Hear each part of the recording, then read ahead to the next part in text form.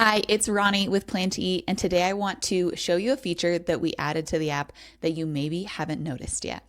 And that is getting recommended ingredient substitutions for any ingredient in your recipes.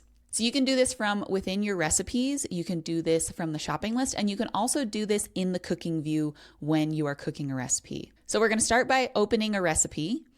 And when I look at this recipe, let's say that I don't have any soy sauce at my house and I need to figure out what I could use to substitute for that. So all I need to do is tap on the ingredient and it's going to give me some options here, including recommend ingredient substitutions.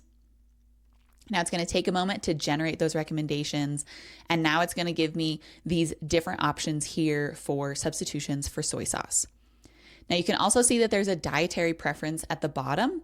I can tap on that and select any of these other options, including no dietary preference. And it will give me different options based off of the different dietary preferences that I have. And the system is also going to remember what you have selected as your dietary preference in the past. So you don't have to continually go in and select gluten-free or select vegan. It will always give you those recommended substitutions until you go and change that option again in the future.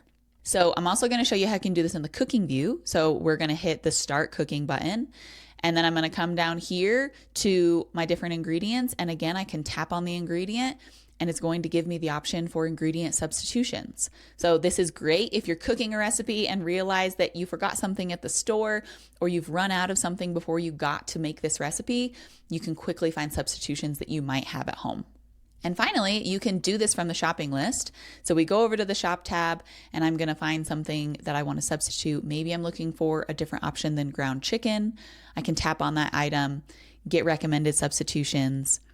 And so it's going to give me options here that I could find at the grocery store if there's no ground chicken available at the grocery store, or maybe I just wanted to try and save money and not buy ground chicken.